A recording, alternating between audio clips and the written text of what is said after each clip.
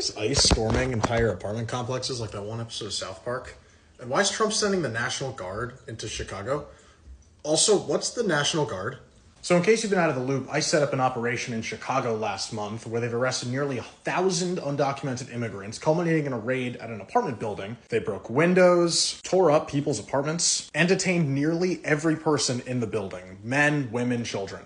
See, the Department of Homeland Security claims that the building was known to be frequented by Tren de Aragua members, which is the Venezuelan gang that Trump and DHS have been using to sort of justify all of these raids, these secret police-esque operations all across the country. Make no mistake, ICE is arresting people and detaining them with reckless abandon. They brought the entire population of the building out, detained them for hours on end, and questioned them in the middle of the night, only to then release most of them as if nothing had happened. Out of the entire building, they found 2 people that they suspect are part of Tren de Aragua. But that's old news, a couple days ago. Today, President Trump announced that he would be federalizing the National Guard, sending 300 soldiers into Chicago. So who's the National Guard? The National Guard is essentially the U.S.'s backup military force. They're sometimes called up for overseas conflict, but for the most part, they come in to handle domestic crises like natural disasters or civil unrest. We'll get back to that one later. Anyway, most members are part-time and work a full-time job in their regular lives. But it's not just the United States Reserves, it's the United States Reserves. Every state, along with Guam, Puerto Rico, the Virgin Islands, and Washington, D.C., all have their own units of National Guard. National Guard can be called in either by the state's governor or by the president. This push and pull creates a lot of tension. We saw this recently in California with Governor Newsom. It also sort of lends into this concept called federalism, which is a little bit too complicated to get into right now, but if you want to hear about that another time, let me know in the over here part.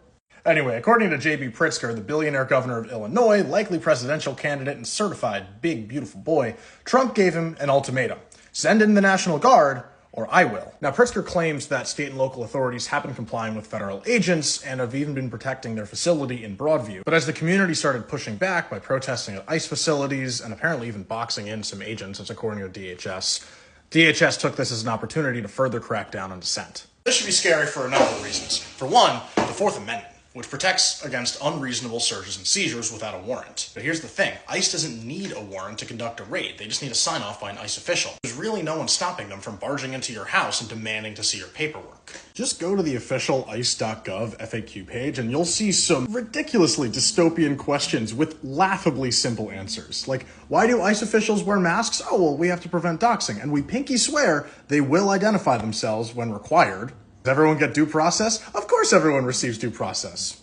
Why won't ICE tell me what's going on? Well, because they're bound by privacy laws as they protect our communities. And what happens if someone resists arrest? Oh, well, they use reasonable and necessary force. And they're highly trained in de-escalation. Anyway, if you live in one of these cities or for any other reason you're scared of ICE, whether you're undocumented or you're in the process of being naturalized or you just have a different skin color, because yeah, that's a thing that they can do now. Organizations like the ACLU and National Immigrant Justice Center have a lot of great resources and guidance that can help you in case you encounter an ICE agent.